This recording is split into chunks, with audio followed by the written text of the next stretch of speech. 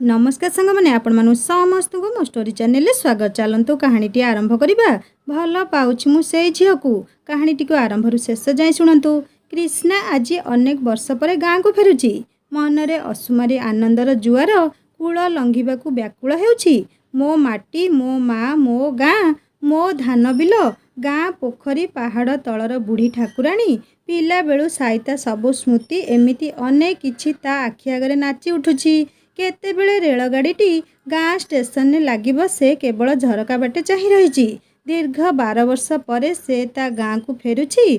सेइथिपाई मनरे खुशी द्विगुणित हो जाइछि। राधुआ मौसा आउ कौन बाड़ी जगुथिबो। सुनेई बुढ़ी पिला बेले केते गाली करे ताकू।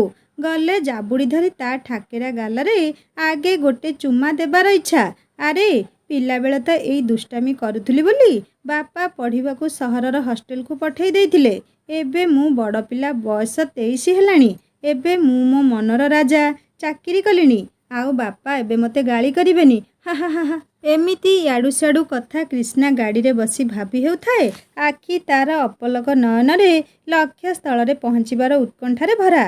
ट्रेन आसी ठीक समय आसी स्टेशन ने पहुँचला। कृष्णा गाड़ी ओह्लैला हेले ताकू नेबाकू घरू केही आसीथिबार से देखिबाकू पाइलानी। कौन करिबो से प्लाटफर्म रे किछि समय एणे तेणे बुलिबाकू लागिला। काले विलंब हेबो सेइथिपाई घर को फोन कला। बापा फोन उठेई कहिले जे किछि समय ड्राइवर गाड़ी नहीं पहुँचुची, टिके अपेक्षा करे। कृष्णा बापंक ठारू ए उत्तर शुणी अधिका रागिगला। कौन करिबो से पिलाटी दिनरू एई भली कौनसी जिनिस को अपेक्षा करिबार धैर्य ता पाखरे नाही। तेणु से स्टेशन बाहरी एक गाड़ी भड़ा करी घर अभिमुखे बाहरी गला। एबे ता मन टिके शांत। गाड़ी गाँ भितर प्रवेश करिया मात्रे कृष्णा गाड़ी भितर मुंड काढ़ी सुंदर परिवेश को उपभोग करिबारे मजिगला। गाड़ी तार बेगरे छुटी चली थाए। गाड़ीर बेग सह कृष्णार मनर बेग प्रायतः समान भावरे गति करुथाए। घर आउ किछि दूर थाए। हठात ड्राइवरटी बहु जोरे ब्रेकटी मारिदेला।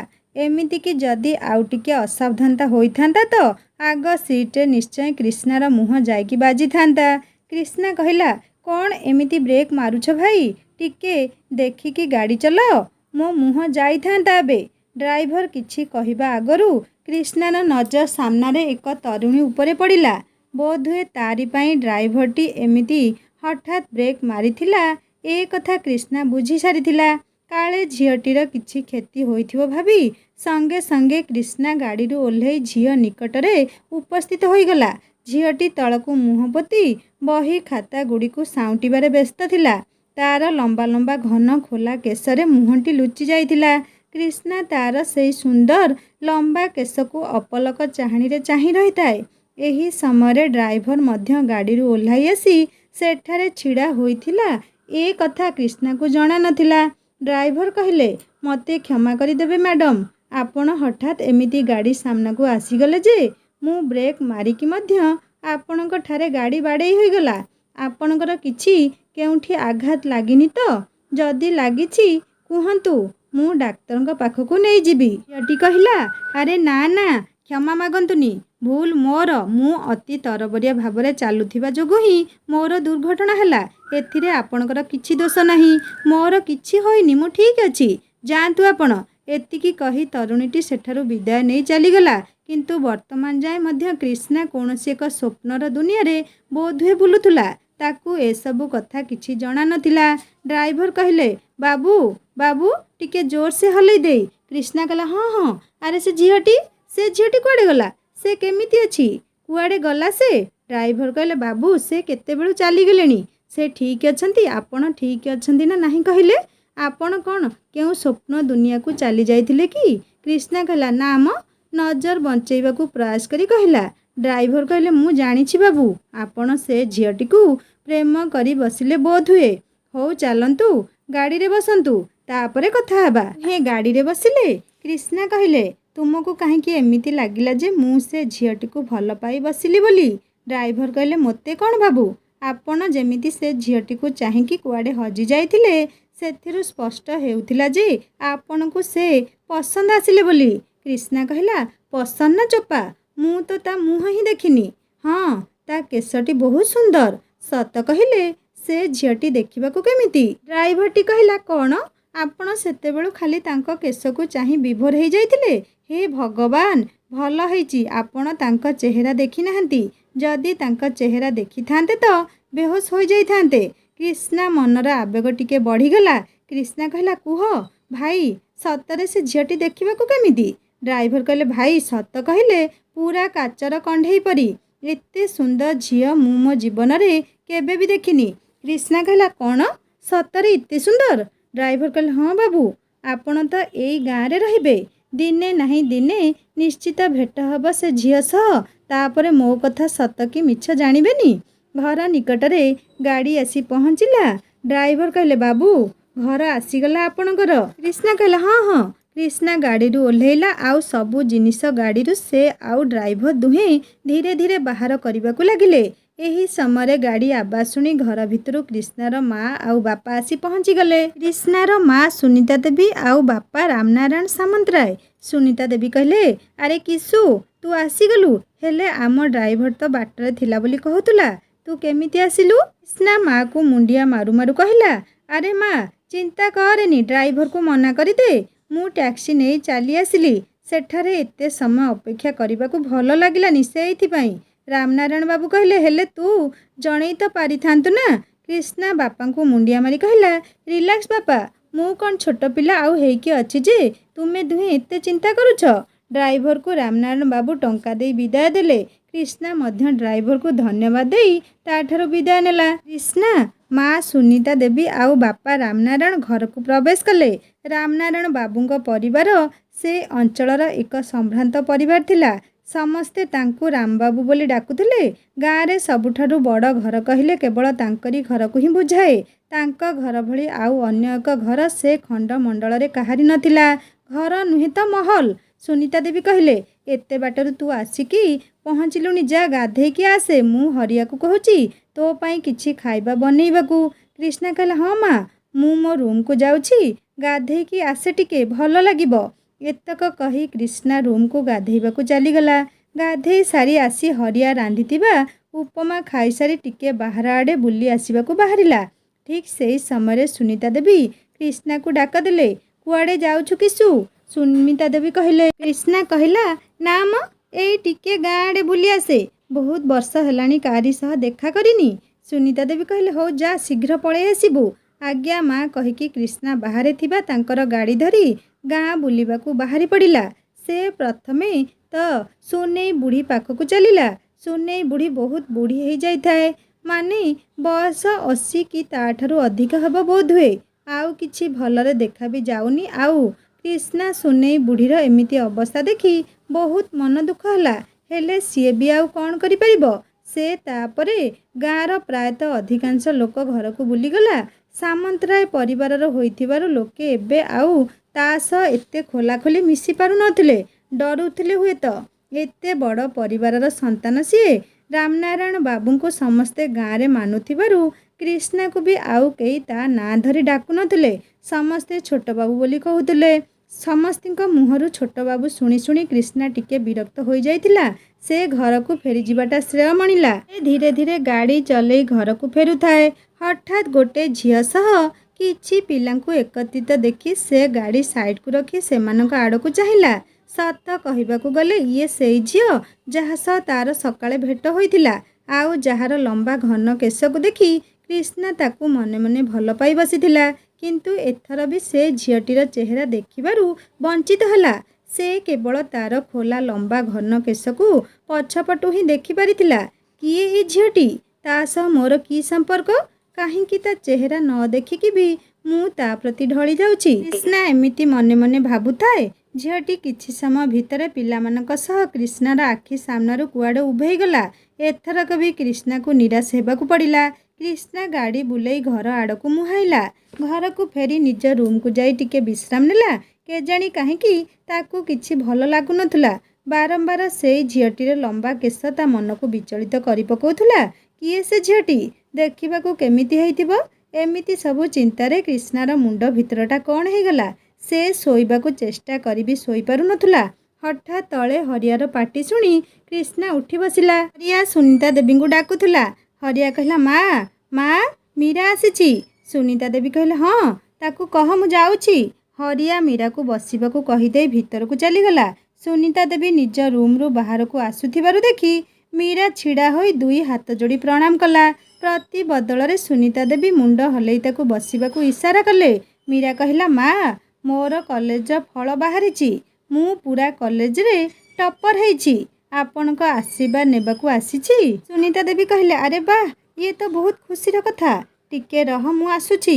ସୁନିତା ଦେବୀ ନିଜେ ଉଠିପଡ଼ି ରୋଷେଇ ଘରକୁ ଚାଲିଗଲେ। ଆଉ କିଛି ସମୟ ପରେ ଗୋଟେ ପ୍ଲେଟ୍ରେ କିଛି ମିଠା ଧରି ବାହାରକୁ ଆସିଲେ। ପ୍ଲେଟ୍ରୁ ଗୋଟେ ମିଠା ନେଇ ମୀରାକୁ ଖୁଆଇଦେଲେ। ମୀରା ଖୁସି ହୋଇ ସୁନିତା ଦେବୀଙ୍କ ପାଦ ଛୁଇଁ ମୁଣ୍ଡିଆ ମାରିବାକୁ ଗଲା। ସୁନିତା ଦେବୀ ତାକୁ ଉଠେଇ ନିଜ ବାହୁରେ କୁଣ୍ଢେଇ ଧରିଲେ। ଏତିକିବେଳେ କ୍ରିଷ୍ଣା ନିଜ ରୁମ୍ରୁ ବାହାରକୁ ଆସିଲା। ତା ନଜରରେ ଏସବୁ ଦୃଶ୍ୟ ପଡ଼ିଲା। ସେ ଦେଖିଲା ତା ମା କାହାକୁ ଗୋଟେ କୁଣ୍ଢେଇ ଧରିଛନ୍ତି। ତା ମା କାହାକୁ ଏତେ ସ୍ନେହରେ କୁଣ୍ଢେଇ ଧରିଛନ୍ତି। ସେ ଟିକେ ନିରୀକ୍ଷେଇକି ଦେଖିବାକୁ ଚେଷ୍ଟା କଲା, କିନ୍ତୁ ସେ ଝିଅଟିର ଚେହେରା ଦେଖିବାରୁ ସେ ବିଫଳ ହେଲା। ସୁନିତା ଦେବୀଙ୍କଠାରୁ ବିଦାୟ ନେଇ ମୀରା ଯିବାକୁ ବାହାରିଲା। ଏହି ସମୟରେ ହଠାତ୍ କେମିତି କେଜାଣି ମୀରା ବାନ୍ଧିଥିବା ଜୁଡ଼ାଟି ଆପେ ଆପେ ଖୋଲିଗଲା। ତାର କେଶକୁ ଦେଖି କ୍ରିଷ୍ଣା ବହୁତ ଖୁସି ହେଇଗଲା। ଆରେ ଇଏ ତ ସେଇ ଝିଅ, ହେଲେ ଇଏ ଆମ ଘରେ, ଭଲ କଥା, ମୋ ମା ତାକୁ ଚିହ୍ନିଛନ୍ତି। ମୀରା ସେଠାରୁ ଚାଲିଗଲା ପରେ କ୍ରିଷ୍ଣା ତଳକୁ ଆସି ସୁନିତା ଦେବୀଙ୍କୁ ପଚାରିଲା ମା, ସେ ଝିଅଟି କିଏ? ସୁନିତା ଦେବୀ କହିଲେ ସିଏ ପରା ମୀରା। କ୍ରିଷ୍ଣା କହିଲା ମୀରା କିଏ? ଭାବିବାକୁ ଲାଗିଲା। ସୁନିତା ଦେବୀ କହିଲେ ଆରେ ମନେ ପଡ଼ୁନି କ'ଣ ମ, ଆମ ଘରେ ଆଗରୁ ଯିଏ କାମ କରୁଥିଲା ନୀତା ମାଉସୀ, ତାରି ଝିଅ ସେ। ତୁ ତା ସହ ପିଲାବେଳେ ଖେଳୁନଥିଲୁ, ଏତେ ଶୀଘ୍ର ଭୁଲିଗଲୁ? କ୍ରିଷ୍ଣା କହିଲା ହଁ ହଁ, ମନେ ପଡ଼ିଲା। ସିଏ ନୀତା ମାଉସୀର ଝିଅ, ଏତେ ବଡ଼ ହେଇଗଲାଣି? ସୁନିତା କହିଲେ ହଁ, ନୀତାର ଦେହାନ୍ତ ପରଠାରୁ ମୀରା ପୁରାପୁରି ଭାଙ୍ଗି ଯାଇଥିଲା। କିନ୍ତୁ ମୋ ଠାରୁ ଟିକେ ସ୍ନେହ ପାଇ ସେ ପୁଣି ଥରେ ନିଜକୁ ସମ୍ଭାଳି ଆଗକୁ ବଢ଼ିବାକୁ ଚେଷ୍ଟା କରୁଛି। ଆଉ ସବୁଠାରୁ ବଡ଼ ଖୁସିର କଥା ଯେ ସେ ଆଜି ପୁରା କଲେଜରେ ଟପର ହେଇଛି। ବହୁତ ଭଲ ଝିଅଟେ। କ୍ରିଷ୍ଣା କହିଲା ହେଲେ ସେ କେଉଁଠି ରହୁଛି? ସୁନିତା ଦେବୀ କହିଲେ କିଏ? ମୀରା। ସେ ତାଙ୍କ ଘରେ ରହୁଛି, ଆଉ କେଉଁଠି ରହିବ? କ୍ରିଷ୍ଣା କହିଲେ କିନ୍ତୁ ସେ ଏକୁଟିଆ। ତା କହିଲେ ବିଚାରୀଟିର ଭାଗ୍ୟଟି ହିଁ ଛୋଟ, କ'ଣ କରିବ? ତୋ ବାପା କାହିଁକି କେଜାଣି ତାକୁ ଜମା ବି ପସନ୍ଦ କରନ୍ତିନି। ସବୁବେଳେ ମୋତେ ଗାଳି କରନ୍ତି ଯେ ମୁଁ କାହିଁକି ତାକୁ ପଢ଼ାପଢ଼ିରେ ସାହାଯ୍ୟ କରୁଛି। ତୁ କହ କିଶୁ, ମୁଁ କିଛି ଭୁଲ କରୁଛି କି? ବିଚାରୀଟି ତାର ଆଉ କିଏ ଅଛି କହିଲୁ? ମାଟେ ଥିଲା ଯେ ସିଏ ବି ଚାଲିଗଲା ତାକୁ ଅନାଥ କରିଦେଇ। ଆଉ ସେ ଏତେ ଭଲ ଝିଅଟେ ଯେ ମାଛିକୁ ମ ବି କୁହେନି। ଗାଁରେ ସମସ୍ତିଙ୍କର ଗେହ୍ଲି ସିଏ। ତା ରୂପ ଯେତିକି ସୁନ୍ଦର, ଗୁଣ ଓ ମନ ମଧ୍ୟ ତାର ସେତିକି ସୁନ୍ଦର ଆଉ ସ୍ୱଚ୍ଛ। ମୋତେ ତ ତୋ ବାପା ଯେତେ ବି ଗାଳି କଲେ କରନ୍ତୁ, କିନ୍ତୁ ମୋତେ ତାକୁ ସାହାଯ୍ୟ କରିବାରୁ କେହି ଅଟକେଇ ପାରିବେନି। ମୁଁ ବଞ୍ଚିଥିବା ଯାଏଁ ତା ମା ନାହିଁ ବୋଲି କେବେ ଅନୁଭବ ହେବାକୁ ଦେବିନି। କ୍ରିଷ୍ଣା କହିଲା ମା, ତୁ କେତେ ଭଲ, ତୁ କିଛି ଭୁଲ କରିନୁ। ତୁ ଦୁନିଆର ସବୁଠାରୁ ଭଲ ମା। ଆଇ ଲଭ୍ ୟୁ ମା। ଏତକ କହି କ୍ରିଷ୍ଣା ସୁନିତାକୁ କୁଣ୍ଢେଇ ପକେଇଲା। ହଉ ହଉ, ଚାଲ କ'ଣ ଖାଇବୁ? ସକାଳୁ ଯାହା ଖାଇଥିଲୁ ସେତକ। ଚାଲେ କ'ଣ ଟିକେ ଖାଇନେ, ତାପରେ କଥା ହେବା। ସୁନିତା ଦେବୀ କହିକି ସେଠାରୁ ଯିବାକୁ ବାହାରିଲେ। ନା କହିଲା ଓକେ ମା। କ୍ରିଷ୍ଣା ଖାଇସାରି ଏମିତି ବଗିଚାରେ ବୁଲିବାକୁ ବାହାରିଗଲା। ସେ ବଗିଚାରେ ବୁଲୁଥିବା ସମୟରେ ତା ହୃଦୟଟି ଜୋର ଜୋରରେ ଯେମିତି ଧକ୍ ଧକ୍ କରୁଛି ସେ ଅନୁଭବ କରିପାରିଲା। ହେଲେ ଏମିତି କ'ଣ ପାଇଁ ହେଉଛି ସେ କିଛି ବୁଝିପାରିଲାନି। ସେ ଏଣେ ତେଣେ ନଜର ବୁଲେଇ ଚାହିଁବାକୁ ଲାଗିଲା। ହେଲେ ଆଖପାଖରେ କେବଳ ସୁନ୍ଦର ଫୁଲ ଗଛ ଛଡ଼ା ଆଉ କେହି ତା ନଜରକୁ ଆସିଲାନି। ବଗିଚାକୁ ଲାଗି ବାହାରକୁ ଯିବାକୁ ଗେଟ୍ଟି। କେହି ଜଣେ ଭିତରକୁ ଆସୁଥିବାରୁ ଦୃଶ୍ୟମାନ ହେଲା। ସେ ଭଲସେ ଟିକେ ଦେଖିଲାରୁ ଜାଣିପାରିଲା ଯେ ସିଏ ମୀରା। କିନ୍ତୁ ମୀରା ମୁହଁରେ ସ୍କାର୍ଫ ବାନ୍ଧିଥିଲା। ତେରିକି ପୁଣି ତା ଚେହେରା ଦେଖିପାରିଲିନି। ମନେ ମନେ ଏତକ କହି କ୍ରିଷ୍ଣା ଗୋଡ଼କୁ ଚଟାଣ ଉପରେ ଜୋରସେ ବାଡ଼େଇ ଭିତରକୁ ମୀରା ପଛେ ପଛେ ଚାଲି ଆସିଲା। ମୀରା ବର୍ତ୍ତମାନ ଘର ଭିତରେ ଥିଲା। କ୍ରିଷ୍ଣା ମଧ୍ୟ ତାକୁ ଅନୁସରଣ କରି ଘର ଭିତରକୁ ଆସି ସାରିଥିଲା। ମୀରା ସେତେବେଳେ ଯାଏଁ ମୁହଁରୁ କପଡ଼ା କାଢ଼ି ନଥିଲା। କ୍ରିଷ୍ଣା କେବଳ ତାର ମୁହଁର ଗୋଟିଏ ଝଲକ ଦେଖିବାକୁ ବ୍ୟାକୁଳ ହୋଇଯାଉଥିଲା। ସୁନିତା ଦେବୀ ନିଜ ରୁମ୍ରୁ ବାହାରକୁ ଆସୁଥିବାରୁ ଦେଖି କ୍ରିଷ୍ଣା ଘର ଭିତରେ ଥିବା ଏକ କାନ୍ଥ ପଛପଟେ ଲୁଚିଗଲା ଓ ସେମାନଙ୍କ କଥା ଶୁଣିବାକୁ ଚେଷ୍ଟା କଲା। ସେ ଧୀରେ ଧୀରେ ମୁଣ୍ଡ କାଢ଼ି ସେ ଦୁହିଁଙ୍କୁ ଦେଖୁଥିଲା। ଆଉ କେତେବେଳେ ମୀରା ମୁହଁରୁ କପଡ଼ା କାଢ଼ିବ ଅପେକ୍ଷା କରିଥାଏ। ମୀରା କହିଲା ମା, ମୁଁ ଟ୍ୟୁସନ୍ ଯାଉଛି। ଫେରୁ ଫେରୁ ସନ୍ଧ୍ୟା ହେଇଯିବ, ତେଣୁ କହିବାକୁ ଚାଲି ଆସିଲି। ମୋର ଡେରି ହେଲାଣି, ଯାଉଛି। ସୁନିତା ଦେବୀ କହିଲେ ହଉ, ଦେଖିକି ଯିବୁ। ଟ୍ୟୁସନ୍ ସାରି ଘରକୁ ଆସିବୁ, ଖାଇଦେଇ ଯିବୁ। ହେଲେ କ୍ରିଷ୍ଣା, ସେ କ୍ରିଷ୍ଣା କହିବା ଆଗରୁ କ୍ରିଷ୍ଣା ଆସି ସେ ଦୁହିଁଙ୍କ ଆଗରେ ଛିଡ଼ା ହୋଇସାରିଥିଲା। ସୁନିତା ଦେବୀ କହିଲେ, ନେ ମୋ ପୁଅ ବି ଆସିଗଲା, ତୁମେ ଦୁହେଁ କଥା ହୁଅ, ମୁଁ ଆସୁଛି। ତକ କହି ସୁନିତା ଦେବୀ ସେଠାରୁ ଚାଲିଗଲେ। କ୍ରିଷ୍ଣା ଓ ମୀରା ପ୍ରଥମ ଥର ପାଇଁ ଦୁହେଁ ଦୁହିଁଙ୍କ ସାମ୍ନାରେ ଥିଲେ। କ'ଣ କଥା ହେବେ ଜାଣିପାରୁ ନଥିଲେ। କ୍ରିଷ୍ଣା କହିଲା, ହାଏ, ନମସ୍କାର। ମୀରା ଦୁହିଁଙ୍କ ମୁହଁରୁ ଏକ ସଙ୍ଗେ ଶବ୍ଦ ବାହାରି ଆସିଲା। ଦୁହେଁ ହସିବାକୁ ଲାଗିଲେ। କିନ୍ତୁ କ୍ରିଷ୍ଣା ମନରେ ଏବେ ବି ମୀରାର ଚେହେରା ଦେଖିବାକୁ ଚାହୁଁଥିଲା। ହେଲେ କ'ଣ କରିବ? ତାକୁ ତ ଆଉ କହିପାରିବନି କି ତୁମ ମୁହଁରୁ କପଡ଼ା କାଢ଼, ମୁଁ ତୁମ ଚେହେରା ଦେଖିବାକୁ ଚାହୁଁଛି। କରିବ ଯଦି ବା କ'ଣ କରିବ? କେମିତି ଦେଖିବ ତାର ଚେହେରା? ମୀରା କ୍ରିଷ୍ଣାର ମୁହଁ ସାମ୍ନାରେ ଚୁଟକି ମାରି ତାର ତନ୍ଦ୍ରା ଭଙ୍ଗ କଲା ଆଉ କହିଲା, କୁଆଡ଼େ ହଜିଗଲେ କି ଆପଣ? ମୋର ଡେରି ହେଲାଣି, ମୁଁ ଯାଉଛି, ପରେ ଦେଖାହେବ। ବାଏ କହି ମୀରା ସେଠାରୁ ଯିବାକୁ ବାହାରିଲା। କ୍ରିଷ୍ଣା କହିଲା, ଓକେ। ମୀରା ଯେମିତି ତାଠାରୁ ଟିକେ ଦୂରକୁ ଯାଉଛି, କ୍ରିଷ୍ଣାର ହୃଦୟ ପୁଣି ଥରେ ଧକ୍ ଧକ୍ କରିବାକୁ ଲାଗିଲା। ଏତେ ଜୋର ଯେ କ୍ରିଷ୍ଣା ନିଜ ହୃଦୟର ସ୍ପନ୍ଦନ ସ୍ପଷ୍ଟ ଶୁଣିପାରୁଥିଲା। ସେ ଏଥର ବୁଝିଗଲା ଯେ ମୀରା ତା ଆଖପାଖରେ ଥିବାବେଳେ ହିଁ ତାର ଏପରି ଅବସ୍ଥା ହେଉଛି। ଛାଡ଼, ସେ ମୀରାର ଚେହେରା ଦେଖିପାରୁ ନଥିବାରୁ ବହୁତ ମନ ଦୁଃଖ କଲା।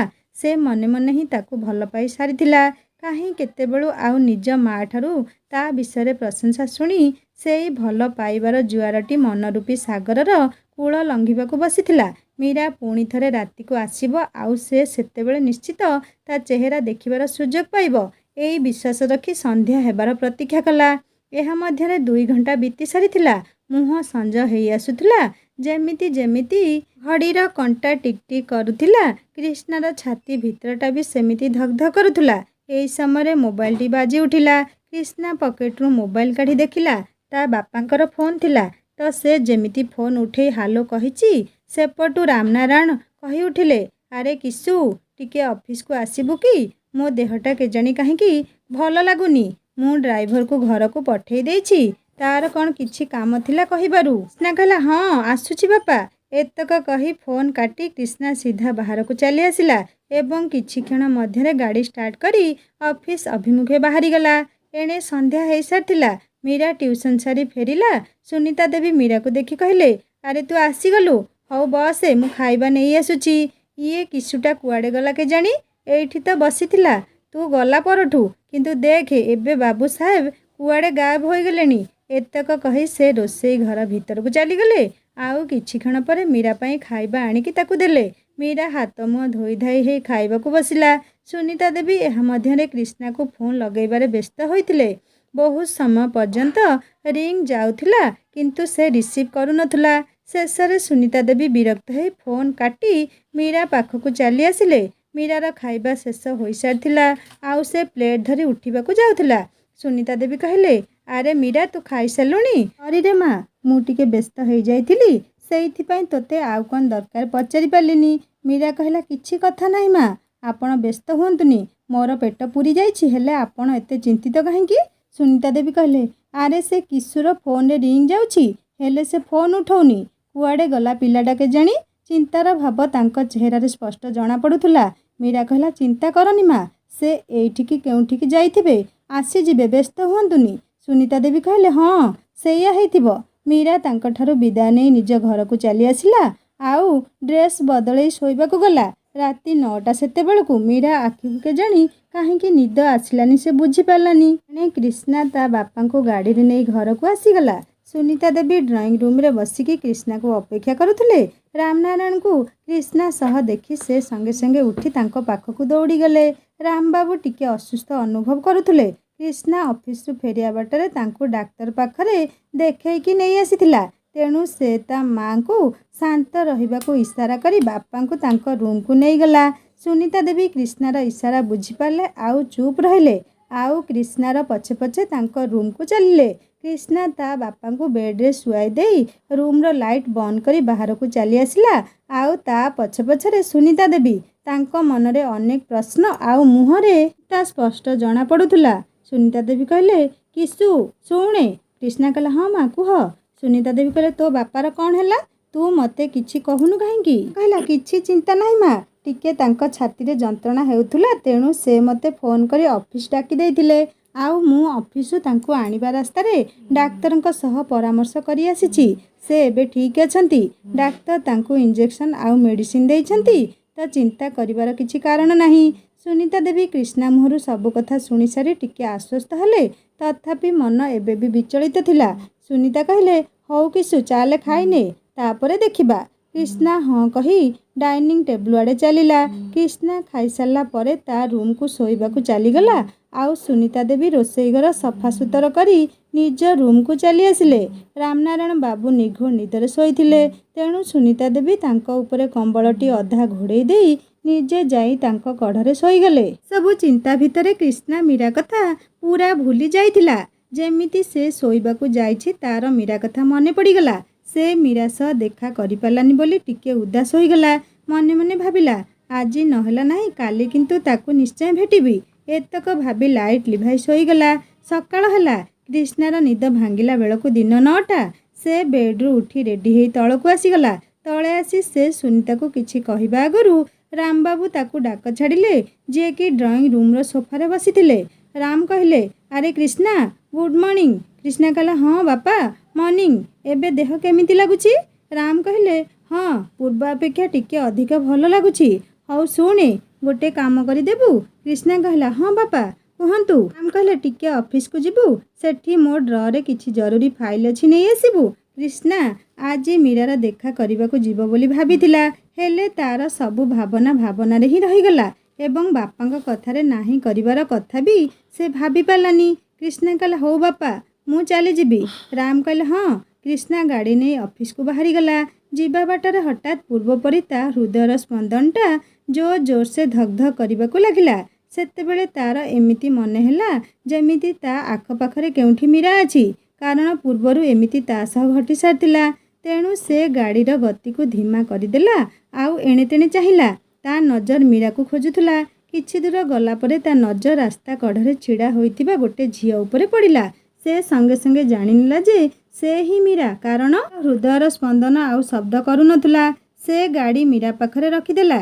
ମୀରା ପୂର୍ବ ଭଳି ନିଜ ମୁହଁରେ ଆଜି ବି କପଡ଼ା ବାନ୍ଧିଥିଲା, ହେଲେ ସେ ଯାହା ବି ହେଉ ଆଜି ମୀରାର ମୁହଁ ଯେମିତି ହେଲେ ଦେଖିବ, ଏହା ଭାବି ମୀରା ଆଡ଼କୁ ଚାହିଁ କ୍ରିଷ୍ଣା କହିଲା, ହାଏ ମୀରା, ଏଠି ରାସ୍ତାରେ କ'ଣ କରୁଛ? ମୀରା, ଯିଏକି ଟିକିଏ ଅନ୍ୟମନସ୍କ ଥିଲା, ସେ କ୍ରିଷ୍ଣାର ଡାକ ଶୁଣି ତା ଆଡ଼କୁ ଚାହିଁଲା। ସେ ଆଶ୍ଚର୍ଯ୍ୟ ଥିଲା ଯେ କ୍ରିଷ୍ଣା ତାକୁ ଚିହ୍ନିଲା କେମିତି। ମୀରା କହିଲା, ହ୍ୟାଲୋ, ମୋର ଟିକେ ବଜାରକୁ ଯିବାର ଥିଲା, ତା ବସ୍କୁ ଅପେକ୍ଷା କରିଥିଲି। କ୍ରିଷ୍ଣା କହିଲା, ବଜାରକୁ କାହିଁକି? ମୀରା କହିଲା, ବଜାରରୁ ମୋତେ କିଛି ବହି ଆଣିବାର ଥିଲା, ଆଗକୁ ଏଣ୍ଟ୍ରାନ୍ସ ଅଛି, ସେଇଥିପାଇଁ। କ୍ରିଷ୍ଣା କହିଲା, ହାଁ, ତୁମର ପଢ଼ିବା କ'ଣ ଦରକାର? ତୁମେ ତ କଲେଜ ଟପର, ତୁମକୁ ବିନା ଏଣ୍ଟ୍ରାନ୍ସରେ ଆଡ଼ମିସନ୍ ମିଳିଯିବ। ଏତକ କହି ସେ ଟିକେ ହସିବାକୁ ଲାଗିଲା। ମୀରା ତା ଆଡ଼କୁ ଟିକେ ରାଗିକି ଚାହିଁଲା। କ୍ରିଷ୍ଣା ନିଜ ହସ ବନ୍ଦ କରି କହିଲା, ହେଲେ କେଉଁ ପରୀକ୍ଷା ପାଇଁ ଏଣ୍ଟ୍ରାନ୍ସ ଦେବ? ତୁମର ତ ଗ୍ରାଜୁଏସନ୍ ସରିଲା ନା। ମୀରା ନିଜ ରାଗକୁ ଶାନ୍ତ କରି କହିଲା, ପିଜି କରିବାକୁ ଚାହୁଁଛି, ସେଇଥିପାଇଁ ବହି ନିହାତି ଦରକାର। କ୍ରିଷ୍ଣା କହିଲା, ହଉ ହେଲା, ବସ ମୋ ଗାଡ଼ିରେ, ମୁଁ ନେଇ ଛାଡ଼ିଦେବି ବଜାରରେ, କହି କହି ନିଜ ଗାଡ଼ିର ଡୋରଟି ଖୋଲିଦେଲା। ମୀରା, ନାହିଁ ଥାଉ, ଆପଣ ଯାଆନ୍ତୁ, ମୋ ପାଇଁ କାହିଁକି ଅଯଥାଠାରେ ହଇରାଣ ହେବେ? କ୍ରିଷ୍ଣା କହିଲା, ଆରେ ହଇରାଣ କ'ଣ ମ, ମୁଁ ତ ଅଫିସକୁ ଯାଉଛି, ଆଉ ବଜାର ଦେଇ ଯିବାକୁ ହେବ, ତ ମୋ କାମ ବି ହେଇଯିବ, ଆଉ ତୁମ ସହ ବଜାର ବି ଟିକେ ବୁଲିକି ଦେଖିନେବି, ବହୁତ ବର୍ଷ ହେଲାଣି ଦେଖିନି। ମୀରା ଆଉ କିଛି କହିବାଟା ଠିକ୍ ଭାବିଲାନି, ଆଉ ଆସିକି ଆଗ ଡ୍ରାଇଭର ସିଟ୍ର କଡ଼ ସିଟ୍ରେ ବସିଗଲା। କ୍ରିଷ୍ଣା ଆଜି ବହୁତ ଖୁସି ଲାଗୁଥିଲା, ଯେମିତି ଭଗବାନ ତା ମନ କଥା ଜାଣି ମୀରା ସହ ତାକୁ ଦେଖା କରେଇଦେଲେ। କ୍ରିଷ୍ଣା ଗାଡ଼ି ଆଗର ମିରରକୁ ଟିକେ ମୀରା ଆଡ଼କୁ ବୁଲେଇ ଦେଲା ଆଉ ଗାଡ଼ି ଷ୍ଟାର୍ଟ କଲା। ଗାଡ଼ି ଗଡ଼ି ଚାଲିଥାଏ। ଦୁହେଁ ରାସ୍ତାଯାକ ପୁରା ନୀରବ, କେହି କାହାରିକୁ କିଛି କହୁନଥାନ୍ତି। କହିବେ ବା କ'ଣ, କିଛି ଜାଣିପାରୁ ନଥିଲେ। କ୍ରିଷ୍ଣା ଗାଡ଼ି ନେଇ ଅଫିସ ପାଖରେ ଲଗେଇଦେଲା ଆଉ ମୀରାକୁ ଗାଡ଼ିରେ ବସିଥାଉ ବୋଲି କହି ଅଫିସ ଭିତରକୁ ଚାଲିଗଲା। ମୀରାକୁ କିଛି ଭଲ ଲାଗୁନଥିଲା। ସେ ଆଗରୁ ଏମିତି କୌଣସି ପୁଅ ସହ ଏତେ ପାଖାପାଖି ନଥିଲା। କ୍ରିଷ୍ଣା ତାର ପିଲାବେଳର ସାଙ୍ଗ, ତଥାପି ସେ ଗୋଟେ ପୁଅ ନା। କ୍ରିଷ୍ଣା କିଛି ସମୟ ମଧ୍ୟରେ ଅଫିସ ଭିତରୁ କିଛି ଫାଇଲ ଧରି ବାହାରି ଆସିଲା। କ୍ରିଷ୍ଣା କହିଲା, ସରି, ମୋ ପାଇଁ ତୁମକୁ ଅପେକ୍ଷା କରିବାକୁ ପଡ଼ିଲା। ମୀରା କହିଲା, ଇଟ୍ସ ଓକେ, ଏବେ ଯିବା ଚାଲ।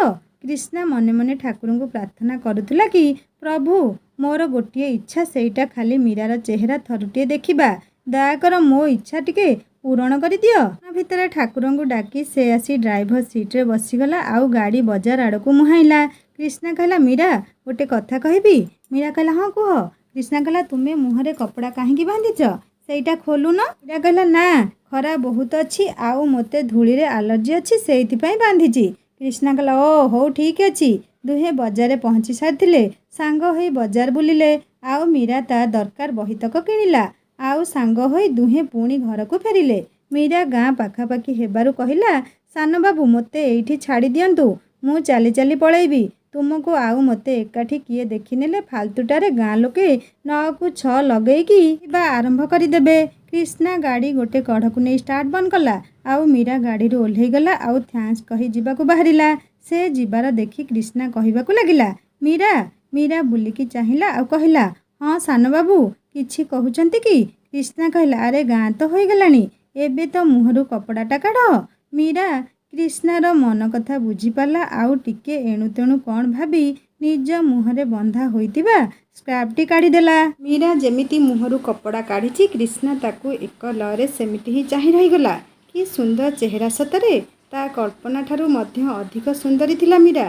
ପିଲାବେଳେ ସେ ସୁନ୍ଦରୀ ଥିଲା କି ନାହିଁ ତାର ମନେ ପଡ଼ୁନି। ହେଲେ ମୀରା ଏବେ ଯୌବନରେ ପାଦ ଥାପି ସାରିଛି। ସୁନ୍ଦର ଢଳଢଳ ଦୁଇ ନୟନ ସାଗରଠାରୁ ଅଧିକ ଗଭୀର ଯେମିତି ତା ଆଖି ଦୁଇଟିରେ। ଚେହେରା ତ ସତେ ଯେମିତି ଚାନ୍ଦର ଚାନ୍ଦିନୀଠାରୁ ଅଧିକ ସୁନ୍ଦର। ଓଠ, ଓଃ କ'ଣ ଆଉ କହିବି। ସେ ସବୁ ଭୁଲି ଯାଇଥିଲା ଆଉ ଖାଲି ମୀରାର ମୁହଁକୁ ଚାହିଁ ରହିଥିଲା। ଏତିକି ଯଥେଷ୍ଟ ଥିଲା କ୍ରିଷ୍ଣା ପାଇଁ ମୀରାର ପ୍ରେମରେ ପଡ଼ିବାକୁ। ସତରେ ଡ୍ରାଇଭର ଭାଇ ଠିକ୍ କହିଥିଲେ। କ୍ରିଷ୍ଣାକୁ ଏମିତି ଚାହିଁଥିବାର ଦେଖି ମୀରା ଧୀର ସ୍ୱରରେ କହିଲା, ସାନ ବାବୁ, ମୁଁ ଯାଉଛି ଏବେ, ଡେରି ବହୁତ ହେଲାଣି। କ୍ରିଷ୍ଣାର ମନ ଜମାରୁ ମାନୁ ନଥିଲା। ତାର ଖାଲି ଇଚ୍ଛା ହେଉଥିଲା କି ମୀରା ଏମିତି ତା ଆଖି ସାମ୍ନାରେ ଥାଉ ଆଉ ସେ ତାକୁ ଦେଖୁଥାଉ। ହେଲେ ମନ ଯାହା ଚାହେଁ ସବୁ ପୂରଣ ହୁଏନି। ତେଣୁ ସେ ମୁଣ୍ଡ ହଲେଇ ହଁ ବୋଲି କହିଲା। କ୍ରିଷ୍ଣାକୁ ଆଉ କିଛି ଜଣା ପଡ଼ୁନଥିଲା। ଆଗରୁ ସେ ତା ଘନ ଲମ୍ବା କେଶ ଦେଖି ତା ପ୍ରେମରେ ପାଗଳ ହେଇସାରିଥିଲା।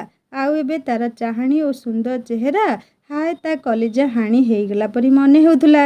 ମୀରା ଯିବା ବାଟକୁ ସେ ସେମିତି ଚାହିଁ ରହିଥିଲା ସେତେ ଯାଏଁ ଯେତେବେଳ ଯାଏଁ ମୀରା ତା ଆଖି ସାମ୍ନାରୁ ଦୂରେଇ ନ ଯାଇଛି। ମୀରା ଚାଲିଗଲା ପରେ ସେ ବି ଟିକେ ନିଜକୁ ସହଜ କରିନେଲା ଆଉ ଘରକୁ ଯିବାକୁ ବାହାରିଲା। ହେଲେ ରାସ୍ତାଯାକ ତାକୁ ଖାଲି ମୀରାର ଚେହେରା ହିଁ ଦିଶୁଥିଲା। ସେ ଘରେ ପହଞ୍ଚିଲା ଆଉ ଅନ୍ୟମନସ୍କ ଭାବରେ ଘର ଭିତରକୁ ପ୍ରବେଶ କଲା। ତାକୁ ଅନ୍ୟମନସ୍କ ଦେଖି ସୁନିତା କହିଲେ, କିଶୁ, କିଶୁ, ଏ କିଶୁ। କ୍ରିଷ୍ଣା ତରବରିଆ ଭାବରେ କହିଦେଲା, ହଁ ମୀରା। ହା ହା। ମୀରା? ସୁନିତା ଦେବୀ ତା ମୁହଁକୁ କଲବଲ କରି ଚାହିଁଲେ। ଆରେ ମୀରା ନୁହେଁ, ମୁଁ ତୋ ମା। କ୍ରିଷ୍ଣା ନିଜର ଭୁଲ ଆଉ ମୂର୍ଖାମି ବୁଝି ସାରିଥିଲା ଆଉ ଜିଭ କାମୁଡ଼ି ବୁଲିକି ଚାହିଁଲା। ମା ଏବେ ବି ତା ଆଡ଼କୁ ଅନେଇଥିଲେ। ସୁନିତା କହିଲେ, ମୀରା। କ'ଣ କହିଲୁ ତୁ? ମୀରା? ମୀରା କଥା ତୁ ଭାବୁଥିଲୁ ନା?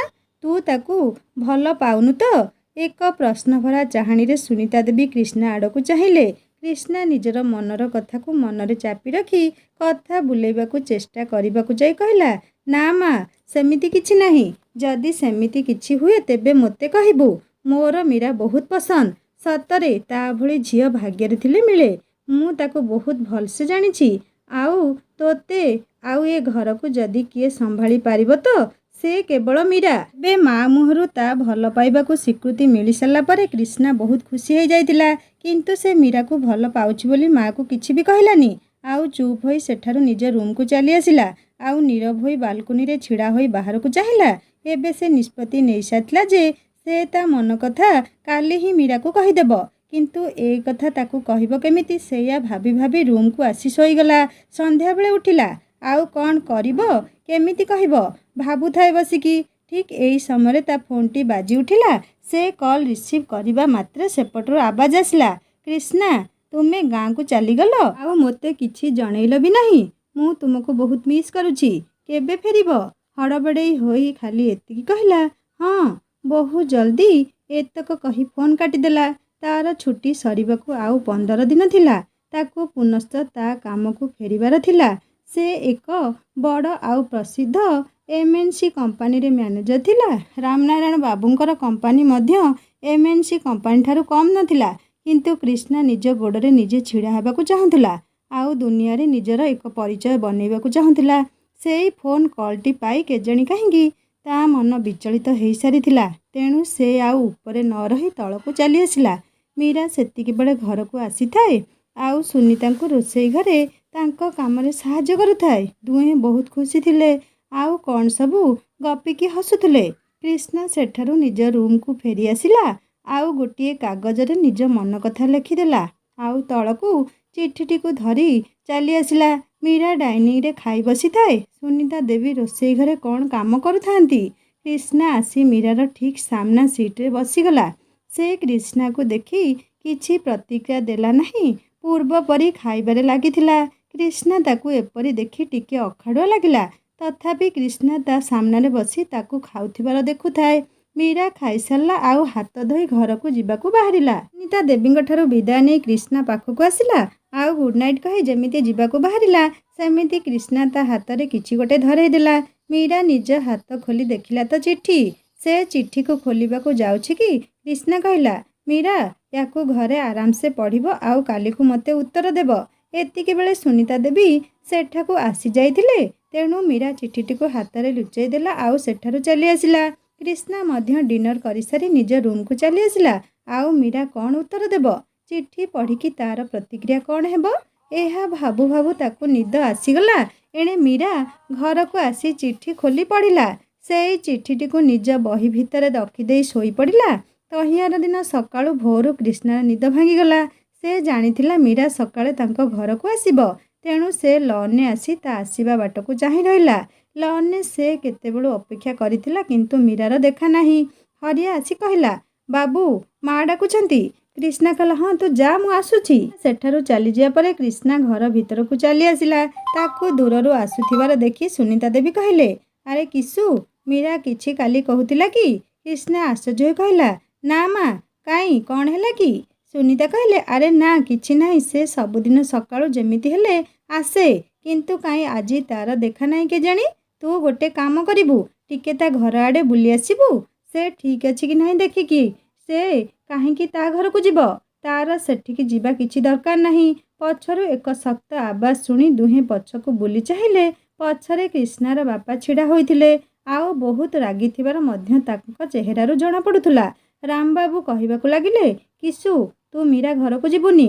ମୋତେ ଜମା ବି ସେ ଝିଅ ପସନ୍ଦ ନୁହେଁ। ଆଉ ମୋ କଥା ଯଦି ନ ମାନୁ ତ ପରିସ୍ଥିତି ବହୁତ ଭୟଙ୍କର ହେବ।